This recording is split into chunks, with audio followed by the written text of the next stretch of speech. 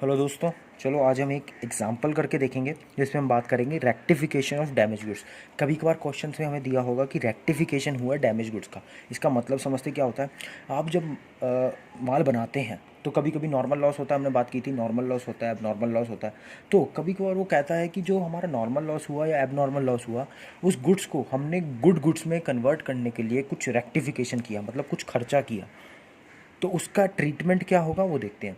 आपने normal goods बनाए, मतलब गुड्स बनाए, नॉर्मल लॉस हुआ, उसमें आपने क्या किया, कुछ एक्सपेंसेस किए, इनकर किए, जिससे वो बैड प्रोडक्ट जो था वो गुड में कन्वर्ट हो गया और वो फिनिश्ड प्रोडक्ट बन के या तो नेक्स्ट प्रोसेस में चला गया और या सेल आउट हो गया। एक हाइपोथेटिकल एग्जांपल लेते हैं, जैसे मान लेते हैं मटेरियल्स थे 50,000 के, ठीक है। वेजेस हमने दिए हैं, मान लेते हैं 20,000 की वेजेस दी हैं। ओवरहेड्स लगे हैं इस पर कुछ, मान लेते 10,000 के ओवरहेड्स लगे हैं। वो कह रहा है कि नॉर्मल लॉस जो है हमारा, नॉर्मल लॉस होता है, और ये 50,000 मटेरियल मान लो 1,000 यूनिट्स थी, ठीक है।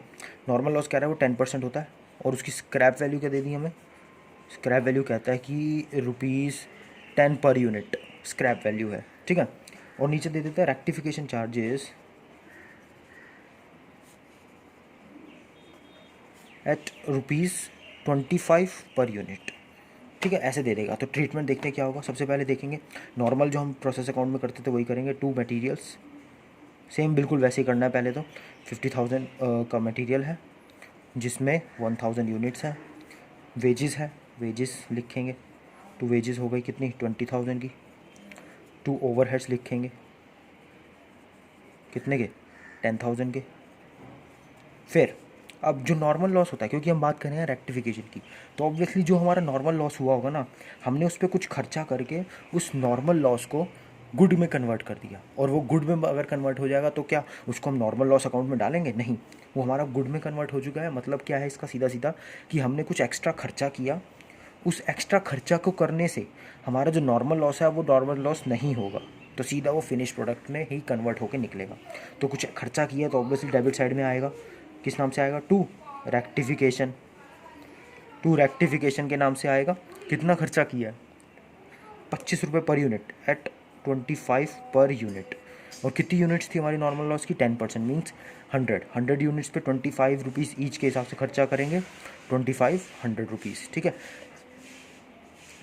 तो यहाँ रेक्टिफिकेशन में यूनिट्स नहीं लिखेंगे क्योंकि इससे हमारी यूनिट्स नहीं बढ़ी हैं। यूनिट्स जो डैमेज हुई थी 100, उसी को हमने ठीक किया है। मतलब एक तरह से सिर्फ खर्चा हुआ है एक्स्ट्रा, यूनिट्स नहीं बढ़ी हैं। यूनिट्स तो बल्कि जो हमारी वेस्ट होनी थी वो कम हुई है, इससे हमारी यूनिट्स कम नहीं होंगी। यूनिट्स हमारी 1,000 ही रहेंगी, बल्कि आउटपुट जो है वो भी 1,000 रहेगा। पहले हम आउटपुट अगर नॉर्मल लॉस लिखते तो 900 होता, लेकिन हमने उस 900 को बचाने के लिए ये वाला खर्चा फालतू कर दिया, और हमारा आउटपुट जो है 1,000 का 1,000 ही रहा। तो अब जो आउटपुट आ जाएगा उसको ट्रांसफ़र कर देंगे कहाँ, बाय नेक्स्ट प्रोसेस अकाउंट। कितना ट्रांसफ़र होगा, पूरा 1,000 होंगे। पहले 900 होते, लेकिन हमने रेक्टिफिकेशन चार्जेस इनकर कर लिए। कितना अमाउंट आ जाएगा, 50, 20, 70, 80, 82,500।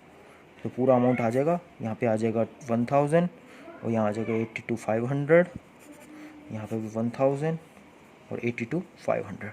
तो ये इस टॉपिक में अगर कभी कभार आपको आ जाए तो रेक्टिफिकेशन में सिर्फ यही एक एंट्री है जो होगी, और कुछ नहीं है रेक्टिफिकेशन ऑफ डैमेज्ड गुड्स में। तब तक के लिए thank you so much. Channel को सब्सक्राइब कर लो, वीडियो लाइक कर दो, कमेंट कर देना कोई प्रॉब्लम हो तो। Thank you so much.